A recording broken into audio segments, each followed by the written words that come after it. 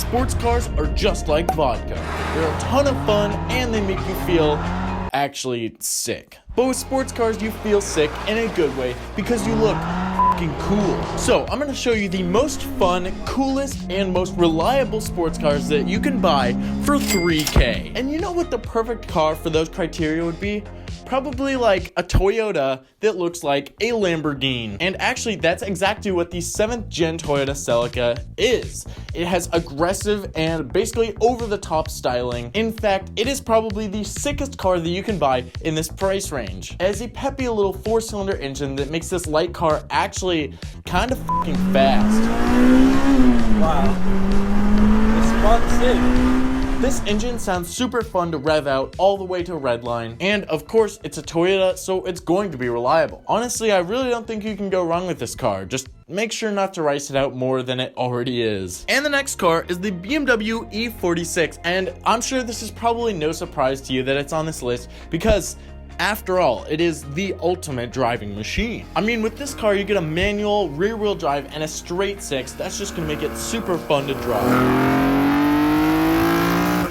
And then when it rains, then you can take it out and drift it around, you know, showboat for the ladies at school a little bit.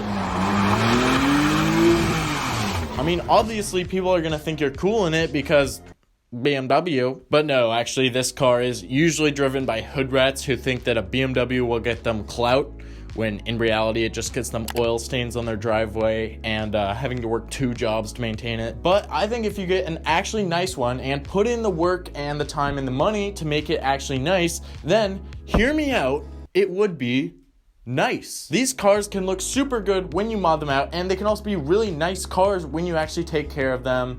But most people just rice them out and neglect them, so they end up as a shitbox. And that means that honestly, just having an E46 that's not a shitbox would be a super unique build. And yeah, this is basically the dream car when it's well taken care of. Now, if you still think that the BMW is too unreliable, too expensive for your taste, then you're about to throw the up, because the next car is the Audi A4. Specifically, I'm talking about the Audi A4 1.8T, because this engine makes a good amount of power even with the stock tune on it, and then it's super over-engineered, which means you can modify the shit out of that engine and just tune it up to make this car extremely fun. They also came in all-wheel drive, which means if it rains or snows, your fun is just going to increase instead of decrease. And it's an Audi, which means even if it's not snowing or raining, you're still gonna feel like a badass just flying down the left lane at like double the speed limit. Now, you can actually buy a pretty nice Audi A4 1.8T for $3,000.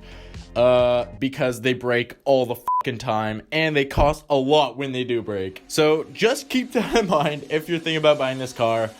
I mean, otherwise, they're an awesome car to own.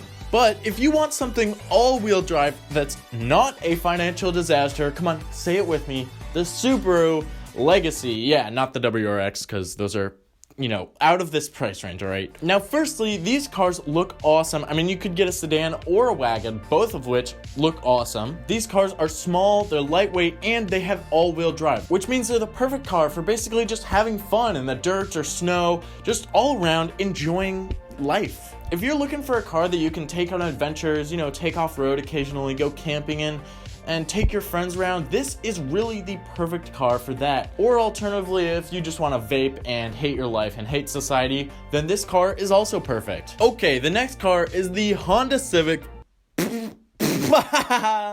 Okay, not really, but you might have been expecting it to be on this list. Well, instead of the Honda Civic, I have the Acura Integra. Now, this bad boy is basically a Honda Civic, but it has a B-Series engine, which is more fun than the standard D-Series from the Honda Civic.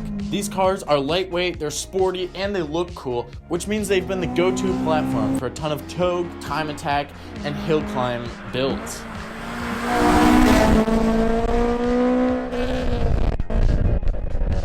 Driving this car would probably be the most fun you could have in a front-wheel drive car with your clothes on. But if you hate front-wheel drive like I do, then you need a fucking Mustang. Now, these bad boys have a big ol' glacier melter up front. Power is sent to the rear wheels like it should be, and in the middle, there's gonna be you grinning your ass socks off. Now you could drift this barge, you could drag race your friends in it, or I mean, you could just show up to school looking like a fully rigged badass. With a V8, this car just sounds badass. Expect to average around 20 miles per gallon because this car probably gets like 10 miles per gallon, which means it works out to around 2 miles per mile. Also, if you buy one of these cars, do not get a V6, do not get an automatic, and especially don't get both of those. Now, those are all my favorite choices, but now we have a couple honorable mentions, and the first of those is the 3rd generation Honda Prelude. Now, this is a lot like the Integra. It's basically a sportier, better styled Honda Civic with a B-Series engine, so it's more fun as well. These cars are more expensive to maintain than the Integra, but they also look cooler, so this is why I put it on the list, because it's slightly different, but there's definitely a choice to be made. And the other honorable mention is the Hyundai Tiburon V6. Now, the guys on Top Gear said that this car handles and drives great, which is amazing for a Kia in the 2000s. So this is really sort of the genesis of when Kia was coming about and starting to get good. Definitely go for the Tiburon GT because it has a V6 engine, which sounds insane.